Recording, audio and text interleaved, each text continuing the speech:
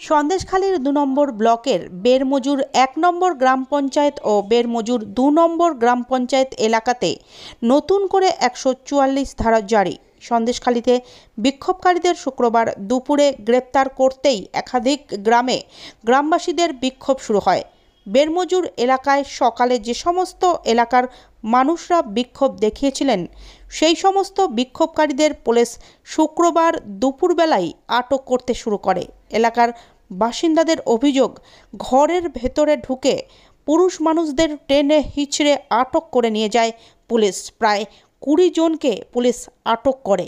এই ঘটনার পর এলাকার মহিলারা রাস্তায় গাছের গুঁড়ি ফেলে পুলিশের বিরুদ্ধে হাতে ঝাঁটা নিয়ে বিক্ষোভ দেখাতে শুরু করেন।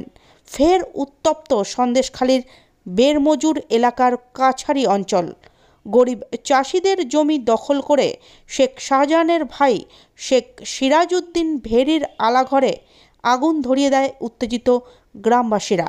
গ্রামবাসীদের অভিযোগ, তাদের প্রায় ৪০ বিঘা জমি জোর করে দখল করে নেয় শেখ সিরাজউদ্দিন।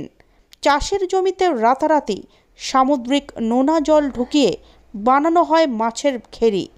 প্রতিবাদ করতে গিয়ে জখম হতে হয়েছে অনেককেই।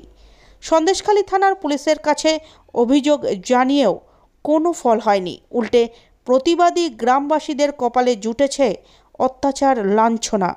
ঘটনাস্থলে পৌঁছয় বিশাল পুলিশ বাহিনী। তাদের ঘিরে ধরে বিক্ষোভ দেখাতে থাকে ক্ষতিগ্রস্ত গ্রামবাসীরা। শুক্রবার দুপুরে দফায় দফায় বিক্ষোভ শুরু হয় সন্দেশখালীর গ্রামগুলিতে।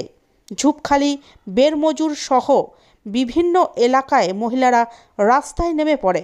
তারা বিক্ষোভ দেখাতে থাকে পুলিশের বিরুদ্ধে। গ্রামের রাস্তায় বসে বিক্ষোভ দেখায় মহিলারা। শুধু তাই নয়, পুলিশের গাড়ি আটকেও তারা বিক্ষোভ দেখাতে শুরু করে। একই সঙ্গে গাছের ডাল ভেঙে রাস্তার ওপর ফেলে তাতে আগুন ধরিয়ে দেয় গ্রামের